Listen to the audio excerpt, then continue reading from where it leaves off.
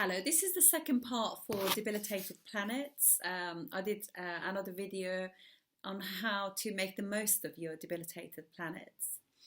And truth is, in the 21st century, you need a debilitated graha or planet in order to really sort of step forward in life. It gives you the will and the energy to be victorious. And I did give you some examples as well of people who have debilitated planets in their chart, like Barack Obama, Jennifer Lopez, and Meryl Streep, but how they have actually turned that around successfully as well. So I now wanted to talk about each planet and how they're, how you can see that energy. So last time we discussed about each planet and the degrees and sign that they feel weakest in. So today I'm going to do the Sun. Well, I'll do all the planets, a little bit about each of them, and just see how the video goes, and then we'll decide on the next one. Sun is strongest in Aries. Aries is an independent sign. And so is the Sun. Sun is an independent sign as well, so it feels fantastic in there. The environment for it, because it's a fiery planet in a fiery sign, and therefore it performs really well there. The opposite sign to Aries is Libra, and this is when things can go wrong. So a Libra ascendant will find that when they have too much ego, because sometimes that could be like they could either lack ego or want to compensate and try and have too much ego. And that's where it goes wrong, really, because Libra is a natural sign of other people, people coming together. And therefore, when you put like a planet that's quite singular, individual, it will actually will want to do things that it has an agenda for self, but now it has to share that with everybody else. So it just feels as though it kind of like has got to grow an ego in order to deal with that. So this is a very, very good remedy for a debilitated Sun. Or even Sun in Capricorn or Aquarius wouldn't do very well, because they are such arch enemies, Saturn and Sun. And when Sun goes into an enemy sign, it can actually not perform so well. So that will also go for Venus. Sun and Venus just have different agendas. So Sun in Taurus and Sun in Libra, they don't do well at all. So this would be a time where you would say to somebody that humility and putting the ego at the door will be really a nice way of just be humble, and you will just see everything will start happening for you. Obviously, when the Sun is a little bit too strong, even sometimes exalted Sun can have a little bit too much like me as well about it. So you want to just like be aware of that. It's always nice to just like use the energy of the planet, but use it according to the situation. So when there is like the Sun is exalted or is weak, because both of them can be a push and pull, it's always nice to actually think, if I was doing this, how would that impact somebody else? Or how would it impact people at work or my partner at home? So that's the Sun. Moon is exalted in Taurus, because it's a sign of the family and having values, really good values, boundaries in place for self, so that way you can have like a really nice, clear, really sort of like peaceful mind. When it goes into the sign of Scorpio, what it does, it's just kind of, because Moon is also this planet of the masses. So when it goes into Scorpio, Moon that likes to be out and kind of socializing and being around people, like a social butterfly planet, really, in a sense. All of a sudden, it's kind of like goes into a sign which is quite secretive, and Moon naturally wants to share. So when it's being like that, it's being controlled, it's being a little bit kind of like holding on to feelings and not expressing them, it becomes like a little bit like it can play on the mind quite a lot. So Moon wants to be light, and that energy of Scorpio can be heavy. So again, work on your energy, work on like not holding on to things, letting go. You know, take other people's advice, talk to other people, share, and just support yourself in a sense, rather than keeping everything internal and brewing on those feelings. Because as they say, a problem solved is a problem shared. Problem shared is problem halved. That's the one. And Jupiter is exalted in Cancer, which is the natural fourth house of happiness, just relaxing. It's fourth house is like the most private kind of. It's like being at home, putting your pajamas on, watching television and under a nice cozy blanket. That side of you people don't see, and that is like a fourth house. So Jupiter feels really good in that environment. And it's debilitated in Capricorn. So Capricorn is a sign of government structure, everything being very sort of like rigid and getting the job done, which is great for certain things, but for mind and the moon, it's not great. So Jupiter is a sign of happiness, philosophy, and bigger picture. So when it's actually constricted, it's just like feels a little bit stifled. So again, that's how you work on that. So you just think that, okay, so my Jupiter is debilitated because it's quite rigid. Maybe I can just listen to other people's views. Maybe I shouldn't be so rigid with my thoughts and actions. I mustn't be preaching, things like that.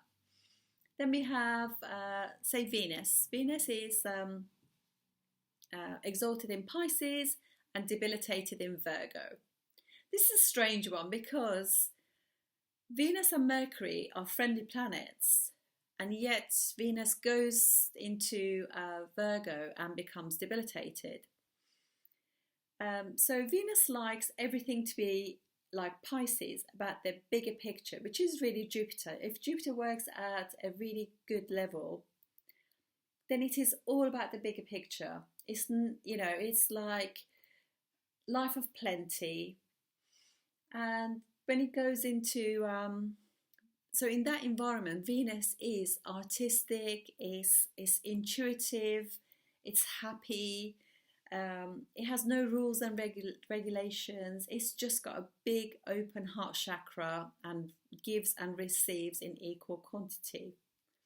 When it goes in Virgo is, don't get me wrong, when I say all these things, every sign is necessary for every one of us, and every society, country needs these. So Virgo is a sign, it's a very intellectual, intelligent sign. And it's all about everything being precise, everything being analysed and put through its paces, if you like. So now it's no longer about the big picture, it's about like detail. And that's something that is not very good for Venus, because they will be picky with their partners. Like, you put a towel there, you didn't wash the dishes properly. I asked you to do the washing up straight after dinner, but you didn't do it till after, till just before bedtime. It's just all these little picking things. And sometimes, obviously, the worst thing of all is being with a partner who's constantly says, you're getting fat, you're getting this, you're getting that. Oh my goodness, no. Love and Venus is all about just being gracious, being just acceptance. Accepting people as they are will be the best thing for as a Venus remedy. Do not criticize, because I think, like the great sages say, when people criticize, it's really they are actually criticizing themselves. So just think about that. You are actually, what you're doing, you're expressing how you feel about yourself on the inside. So you don't want to do that. You don't want to judge people. You can only work on yourself. Do the work on yourself. Then we have Mars. Mars is debilitated in Cancer and exalted in Capricorn.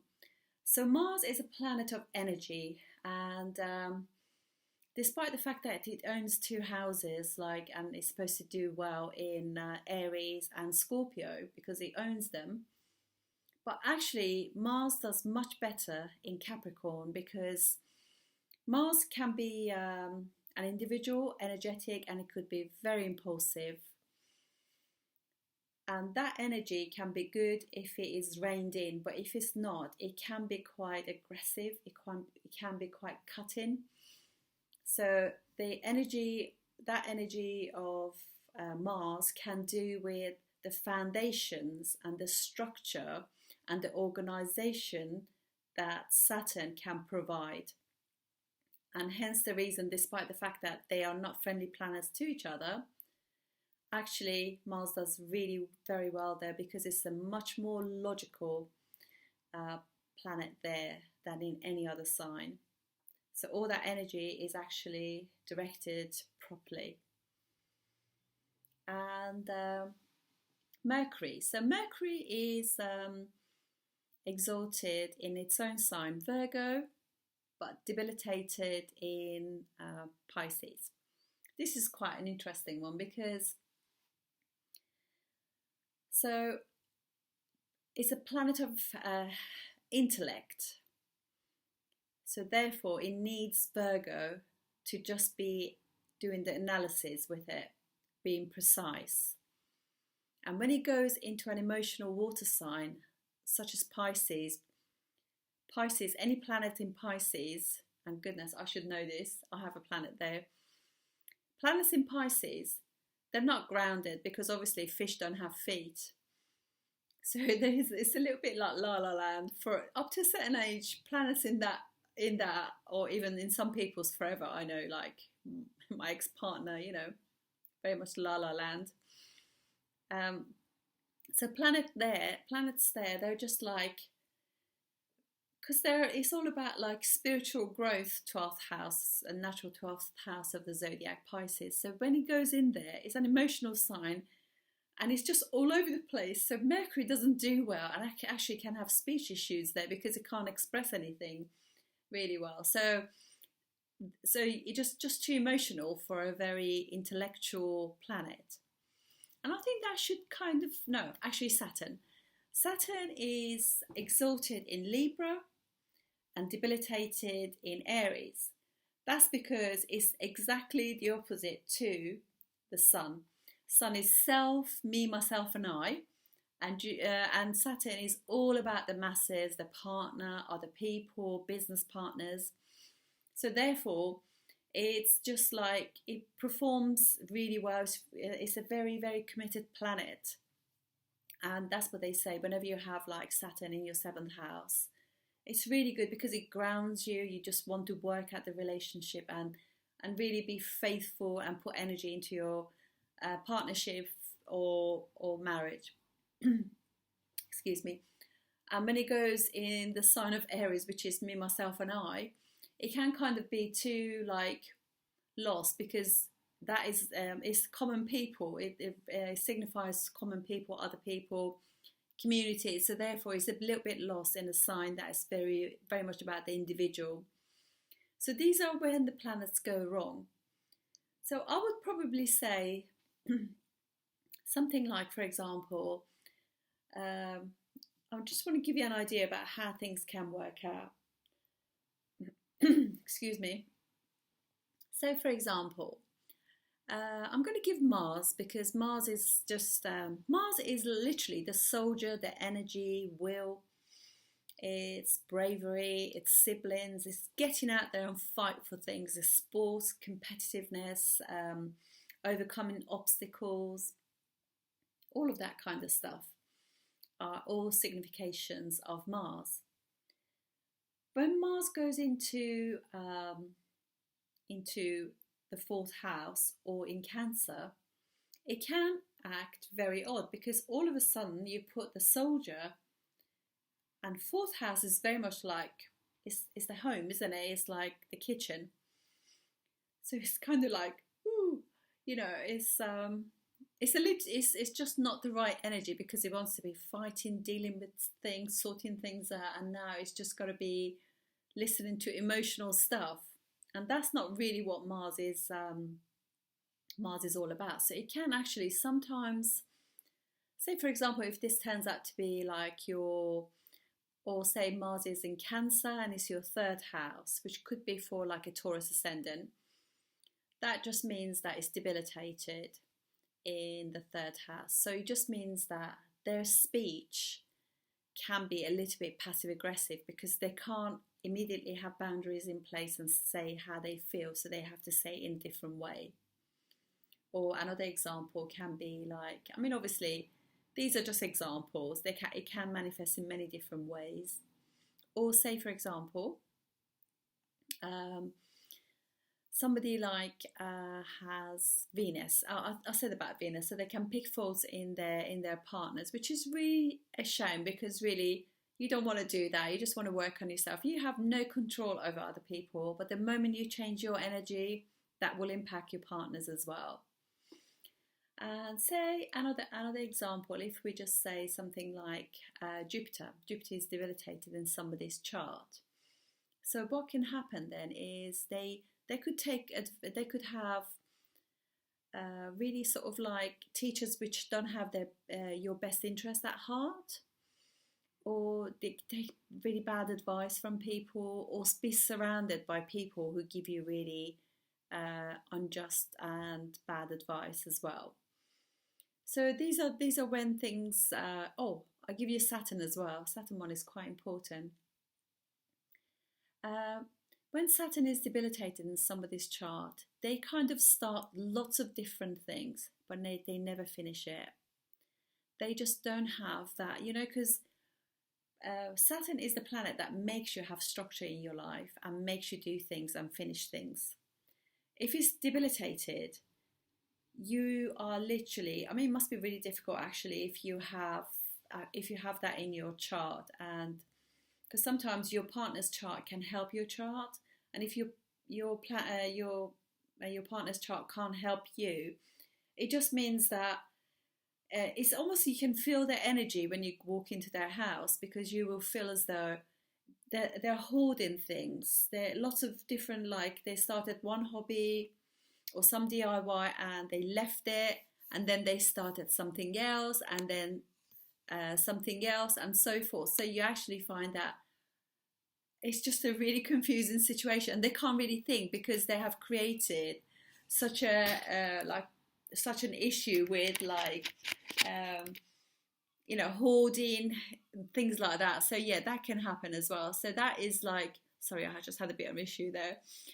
Things went a little bit dark. So yeah, so that's like, there you go. They can't see the light at the end of the tunnel. So they just literally are so confused with the situations that they've created. They can't think.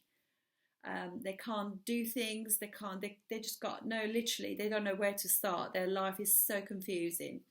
So there we go. There's how they work.